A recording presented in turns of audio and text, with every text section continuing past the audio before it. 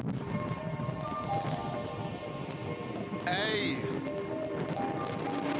yeah, yeah.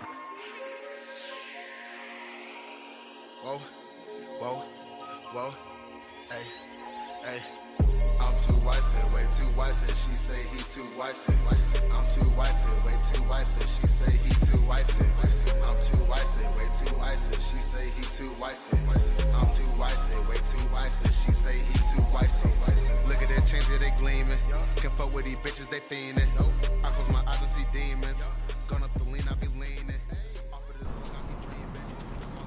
Alright, hopefully you guys can hear me. I'm gonna scoop the camera up just so you can. First of all, I want to appreciate how beautiful it looks right now. Anyways, so I decided to start with my car for a car review because while you guys see my car plenty of times, you don't actually know like much about it. So right now what I'm sitting on is the 1993 Mitsubishi 3000 GT. This is the first generation. It's an SL, so it's not the turbo, it's front wheel drive, naturally aspirated. And I've had this car for about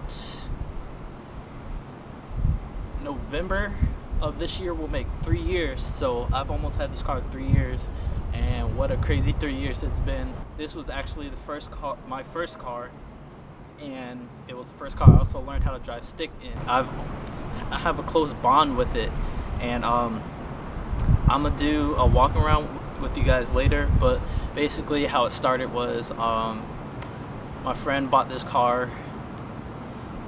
I don't remember where he got it from, but he started working on it just to, you know, have a project car. And eventually when he felt like it was kind of too much for him, he decided to sell it.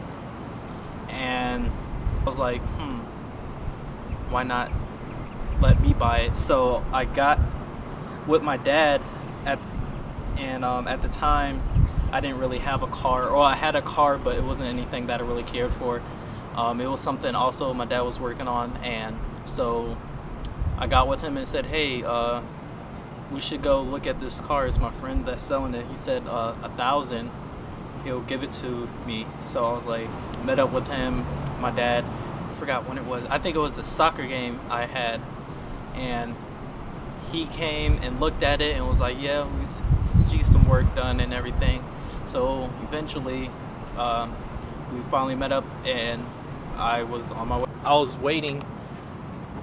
waiting to get my license, and I got it the next year. But by the time I got my license, I actually had the car before I had my license. So by the time I got my license, I already knew how to drive it. And I remember my first time driving it, it was sort of weird because I'd never driven it by myself. I had always driven it with somebody else. Alright, so I'm kind of pulled over on the side right now, but I wanted to finish the rest of the review, so I'm gonna try to pull on the highway. This car is actually from 1993. They made three different versions of this car, or two different versions of this car.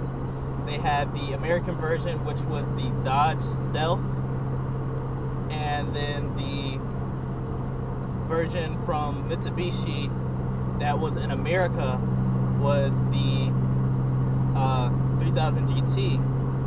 But in Japan, it was known as the GTO. So yeah, there's three different versions, but made its debut in 1990, and this was the 93. So this was the last year for the first gen, and then the next gen they got rid of the flip-up headlights, and they had the just the regular headlights, which was, you know, more common because companies were trying to make cars look more futuristic and stuff like that. So the last year that they made this car was in, I want to say, 1999. Anymore, obviously. So this is like pretty much a rare car. You barely see any cars like this on the road. Actually, personally know two other people, and that's my friend Jack, who has the 95 VR4 and it's black. It's really nice too. And then another guy who's also from my hometown, he has the 95 as well, but in white. And so yeah, the specs for this car, it's stock, so it's pushing about 220, if that. Still, car has 226,000 miles on it, so you know it's been driven, and I've hoped to one day get the engine rebuilt in this, but it still can get up there. Like if I downshift,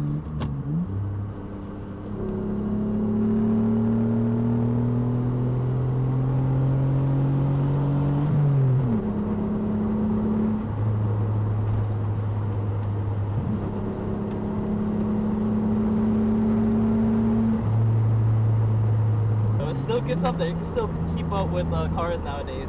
So it's like really so much fun to drive, with it being front wheel drive, a lot of torque, and a decent amount of horsepower. The 220 back in the day was actually considered a lot, especially for a car that wasn't this is like the mid-range of the car. So 220 for a mid-range car, it was decently priced. And then now this car does have an exhaust on it, like I was saying earlier. I'm not sure the exact name of the exhaust, but it's, from what I remember, it has a catalytic converter and it's resonated. So for how much restriction it has, it still makes decent power and decent sound. I'm gonna give you this clip real quick.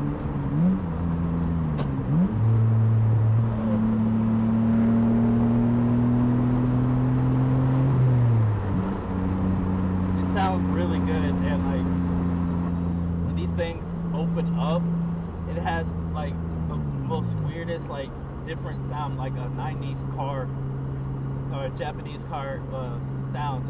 It's so like different from like what you would hear now. It's like how old school it feels and sounds, you know. 90s. So this car is like, you have the car community, and then within the car community, you have the 90s Japanese car community, which is like a whole nother spectrum, because we're all like older cars that were like in their prime, the best cars out at the time. So they were like, and to see a lot of them running now, and see them running and actually looking good, is kind of like they get their own appreciation, because not a lot of people would have the time or put in the work to try to make sure it was running. Most people, they just buy, you know, new cars and slap new parts on it or whatever. But then there's those few people who actually take their time and try to make sure that it works and stick with it no matter how many times it breaks, which is a lot for me. Back to me saying this car was pretty much where I did my first anything in. This was like my first car that I ever took to a drag strip.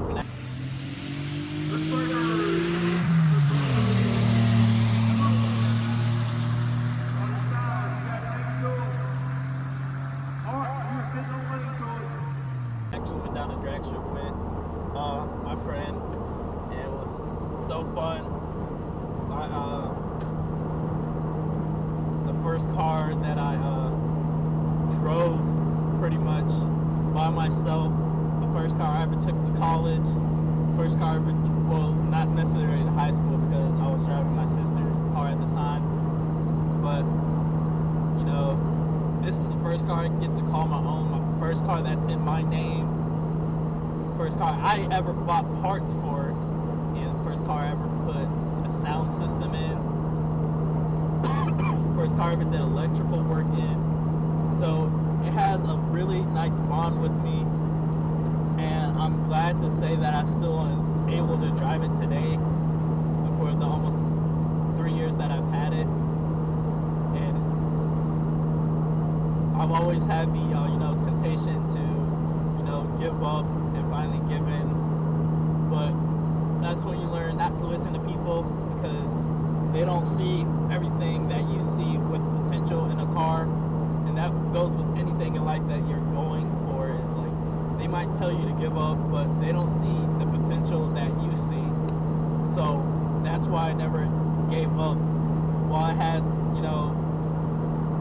doubts about it, I still stuck with it and always found a way to either fix it or wait to fix it, or even,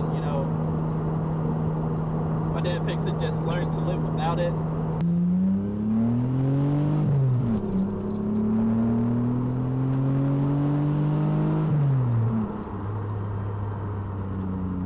That's always so enjoyable to do, by the way.